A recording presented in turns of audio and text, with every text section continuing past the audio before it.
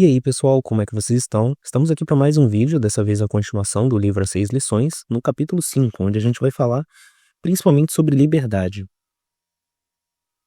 Mas antes de começar, eu peço que você se inscreva no canal, deixe o seu like e compartilhe esse conteúdo com alguém que você entenda que tenha interesse nesse tipo de assunto, tá legal?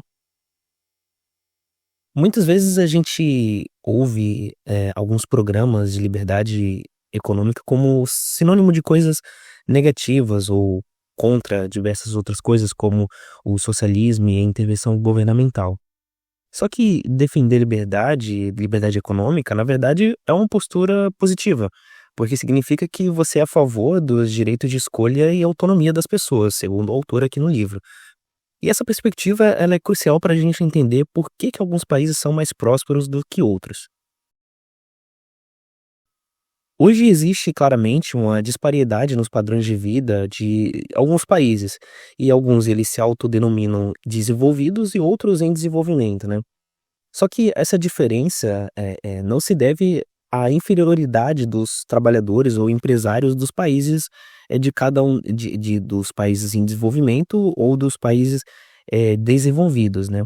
Um trabalhador que ele migra para um país com baixos salários, para os Estados Unidos, por exemplo, ele rapidamente alcança aqueles padrões salariais locais, o que prova que a diferença não é na qualidade das pessoas, mas nas condições que aqueles países dão e é claro que é isso que determina a remuneração deles. A chave de tudo isso está na disponibilidade de capital e a quantidade de bens de capital investidos per capita naquele país. Os salários, eles são determinados pela produtividade marginal e da mão de obra, segundo o autor. E uma pessoa com instrumentos de alta qualidade e eficiência pode produzir muito mais em uma hora do que uma outra com ferramentas inadequadas ou abaixo do nível esperado, né? Os empresários em países em desenvolvimento, eles sabem que melhores instrumentos seriam mais lucrativos, mas o principal impedimento é a escassez de capital.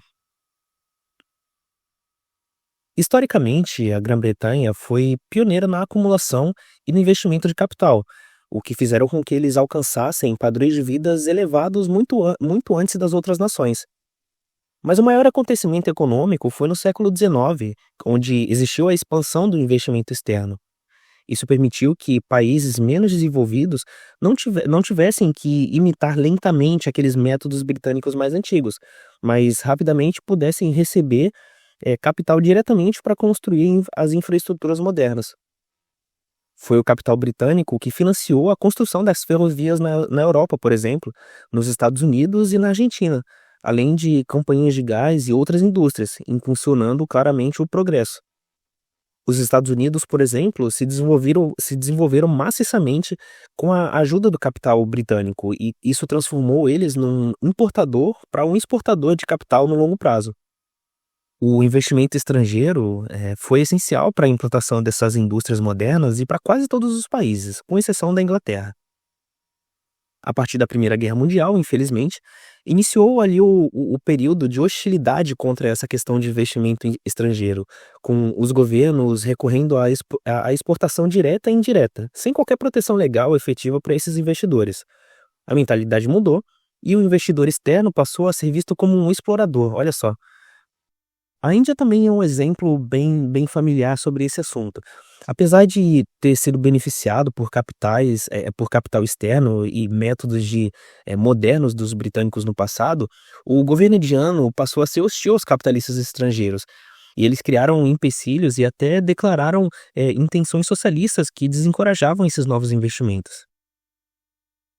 Além da hostilidade do capital externo, a acumulação interna do capital também é importante para a gente entender que ela pode acabar sendo sufocada por impostos extremamente altos e a dupla tributação sobre esses lucros e dividendos, né? Os Estados Unidos e a maior parte dos lucros das empresas é consumida em tributos, em vez de ser poupada e investida. Isso acontece aqui no Brasil também, né? Enquanto um país rico pode suportar essas más políticas, no entanto, né, as nações em desenvolvimento são drasticamente prejudicadas pela falta de poupança interna e por essa aversão ao capital estrangeiro, o que impede que a industrialização eleve esses padrões de vida. Isso gera um crescente descrédito global e a inviabilidade do investimento no exterior. Se você ficou, se familiarizou com isso, é claro, isso pode ser muito bem, eh pensado aqui no Brasil, né. Para que os países em desenvolvimento alcancem essa prosperidade que a gente está usando aqui os Estados Unidos como exemplo, falta uma coisa bem simples, né, capital. E a gente fala de capital porque ele é crucial para que seja empregado sob a disciplina do mercado e não do governo, né. Se você tem capital, para que o país seja desenvolvido, isso tem que ser deixado na mão dos empresários e não do governo, porque se a gente falar somente sobre capital, a Venezuela também é uma ótima fonte de, capital a partir do petróleo, mas isso é investido no país e as pessoas prosperam ou só aumenta a ditadura ali dentro daquele país e outros exemplos também que a gente tem ao redor do mundo, né. Então o autor, ele ressalta aqui que esse investimento tem que estar na mão dos empresários, não do governo. E é necessário também que, tanto para acumular capital interno, quanto para viabilizar esse ingresso de capital estrangeiro, a poupança interna ela depende de um sistema econômico com unidade monetária estável, ou seja, sem inflação.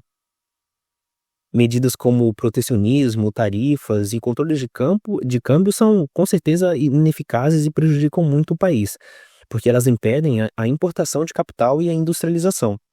O mesmo vale para sindicalismo e esses decretos de pisos salariais que não conseguem elevar os padrões de vida de forma sustentável e que pode gerar o desemprego, na verdade, quase sempre gera. Isso é um exemplo que a gente pode falar com alguns debates que existem aqui no Brasil, por exemplo. Imagine se hoje o governo aumentasse o salário mínimo para R$ 5.000. Isso elevaria os padrões de vida das pessoas ou geraria um desemprego? É uma coisa óbvia, mas vale você pensar sobre o assunto. A única maneira de alcançar esses padrões de vida mais alto, é simplesmente aumentar o capital investido per capita. Em um mundo de barreiras à imigração de pessoas, a migração de capital, acaba se tornando o principal caminho para essa equiparação de salário global. Os capitalistas eles tendem a investir essa mão de obra, em lugares onde ela é abundante e barata, e aí faz com que, exista uma provocação da tendência da elevação dos salários locais, como já ocorreu em diversos países, né. Isso também é um assunto que a gente já debateu num outro livro aqui no canal, que é a riqueza das nações. A gente fala sobre essa questão de elevação de salários e como é essa disputa entre trabalhador e empresário. Então, a gente está falando de um livro mais atual, né, em termos, que é As Seis Lições, só que esse assunto já foi desenhado 200 anos atrás por Adam Smith, lá no século XVIII, né. Vale a pena a gente começar a pensar, né, sobre esses links entre autores e épocas também diferentes da economia mundial, né. Mas continuando, não existe razão exatamente para um pessimismo em relação a esses países subdesenvolvidos, segundo o autor Adam Smith aqui no livro, né. A meta de elevação de padrões de vida é em toda parte possível, ele acredita que em todos os países é possível, mas não através de protecionismo, intervenção governamental ou essa violência sindical que acontece bastante. É um progresso lento, mas ele acredita que é alcançável. A Suíça, por exemplo, é um país pequeno e sem recursos naturais, mas é um exemplo notável de políticas capitalistas consistentes ao longo dos séculos que levou eles a ter um padrão de vida elevado. E na Europa e no mundo inteiro, eles são um exemplo de civilização e de evolução como um país tanto financeira quanto socialmente. E concluindo finalmente, o autor diz que para que a prosperidade seja alcançada globalmente, é imprescindível, as palavras dele, adotar políticas que estimulem essa acumulação de capital e que exista livre circulação. Uma possível solução para proteger o investimento externo seria a criação de estatutos internacionais que retirassem da jurisdição nacional, possivelmente por meio das Nações Unidas ou alguma coisa assim, embora ele reconheça que exista uma dificuldade para que isso aconteça. Mas, finalizando finalmente, ele entende que a situação não é desesperadora, só é preciso compreender que o capital, sobre a disciplina do mercado, é o motor da prosperidade. Ele não coloca uma pílula para resolver todas as situações, mas ele só quer, nesse capítulo, dizer que a liberdade e os empresários é que vão fazer com que a civilização, o país economicamente e financeiramente, socialmente, evolua. Ele não deixa nenhum remédio, mas ele diz qual é a doença, né. Mas e aí, você gostou do conteúdo? Se você gostou, não se esqueça de deixar o seu like, se inscrever no canal e compartilhar esse conteúdo com alguém que você entenda que tem interesse nesse tipo de assunto, tá legal? Por hoje é isso e tchau, tchau.